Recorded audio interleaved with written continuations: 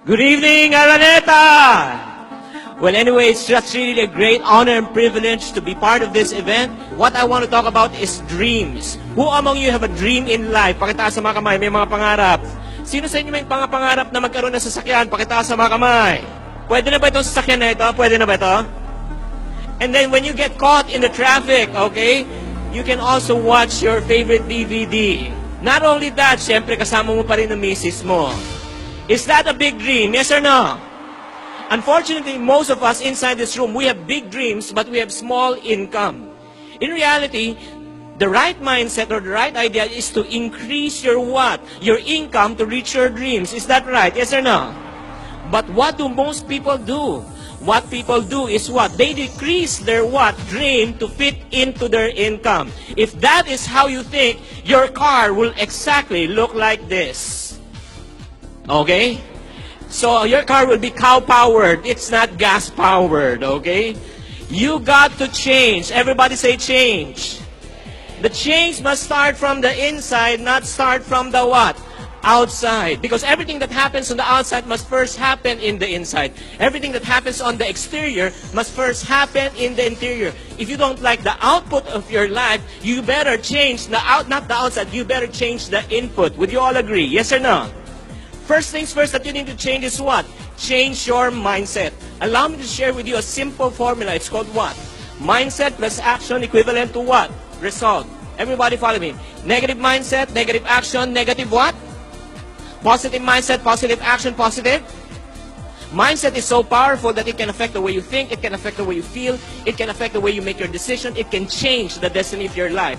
To prove to you that mindset is so powerful, if you can still recall when we were still young, oftentimes our parents would tell us, anak, gusto ko mag-aral ka mabuti para paglaki mo maghanap ka ng magandang. May masama ba sa trabaho? Paano po kami pinalaki mga singkit? Okay? Anak, gusto ko ikaw aral mabuti, ikaw laki tayo, maganda, negosyo. Tama mali. I have lots of Filipino friends. I'm 100% Chinese, but I consider myself 110% Filipino. Iniibig ko po ang Pilipinas. Ito po lupang aking sinilangan. Panatang makabayan. Well, anyway, sa palagay nyo, who would have a better opportunity to earn more money? The one who looked for a job or the one who started a business?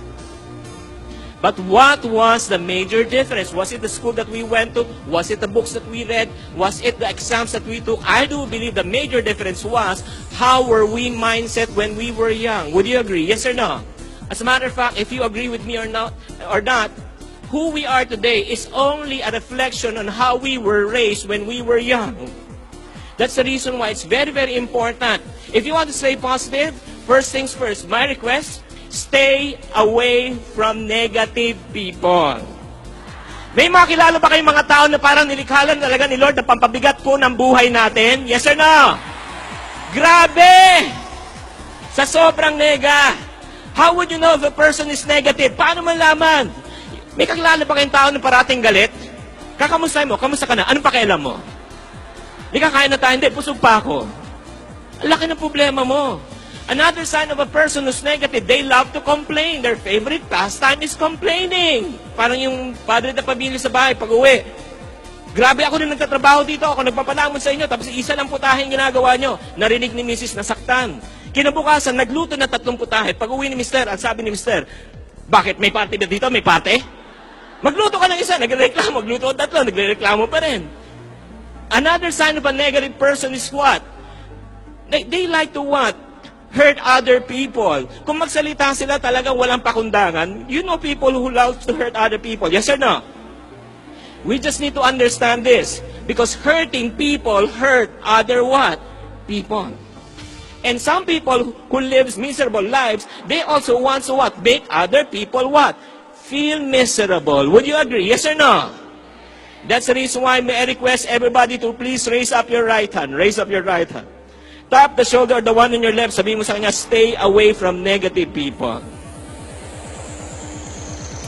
Raise up your left hand, please. Raise up your left hand, please. Tap the shoulder on the one on your left. Sabihin mo, layuan mo ko.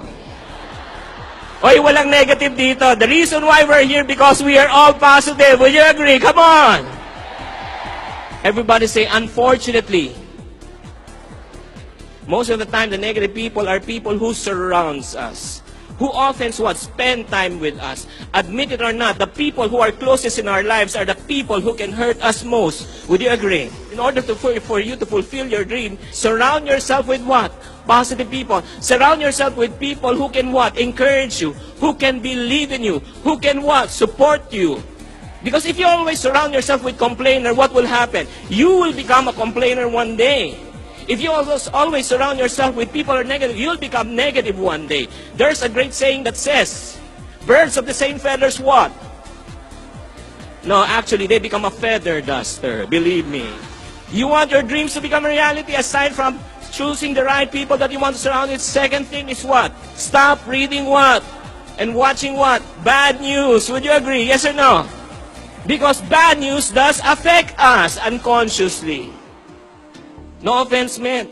I'm part of a radio program also, but unfortunately, most of the news that has been broadcast over the radio, is it positive or negative?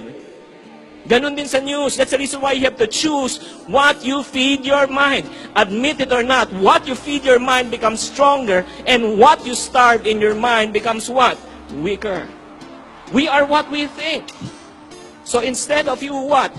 So reading negative news, what do you need to do? You have to what? Read what? Positive news. You have to what? Attend what? Seminars just like this. Tonight, we will all with what? Be changed. We will be what? Encouraged. Are you all excited? Yes or no? Haven't you noticed? The bigger the dream, the bigger the opposition. The bigger the dream, the bigger the what? The challenges. Is that right? Yes or no? Let me encourage you. No matter what happens in your life, no matter how many times you fail in your life, no matter what kind of upsets you have experienced in your life, never ever give up. Never allow negative people to steal your dreams away from you. You have to fight for your dreams, no matter what it may cost. I'd like to end with this story. Actually, it's in grade 1, and the teacher asked them to draw something that they would like to have when they grow up. And this young boy drew on a piece of paper a big ranch with cattle, horses, pigs, chickens. And when he submitted the drawing to the teacher then told the young boy, "This is such a nice drawing. Unfortunately, your grandfather is poor, your father is poor, you cannot afford to have this. You better change this drawing or else I'll give you a 0. The young boy went home sad and talked to his dad. "Dad, this is what I want to have when I grow up, but unfortunately, we're poor." And the teacher said, "We cannot afford this. If I don't change this, I'll fail. What do I need to do?" And the father talked back to the son and said, "Son, it's your dream. It's up to you." The following day, this young boy submitted the same piece of drawing. When the teacher saw the drawing, the teacher then said, "Are you testing my patience? It's either you change this drawing or I will give you a 0. And you know what the young boy said? "Ma'am, you can give me a 0, but I'll keep my dreams."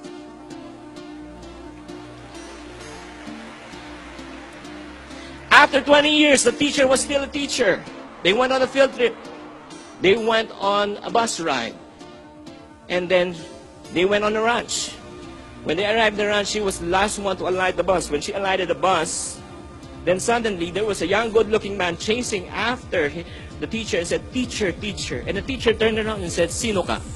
And the young man said, "Hindi po ako sinuka, tao po ako." "Ma'am, can't you remember me? I was that young boy. I was the boy who drove the ranch. This is my ranch. These are my cattle. These are my horses. These are the pigs." And then while he was narrating, then the teacher then suddenly remembered who this young boy or this young man was. And then unconsciously, tears started rolling down her cheeks and said, "Young man, I've been teaching for over 20 years.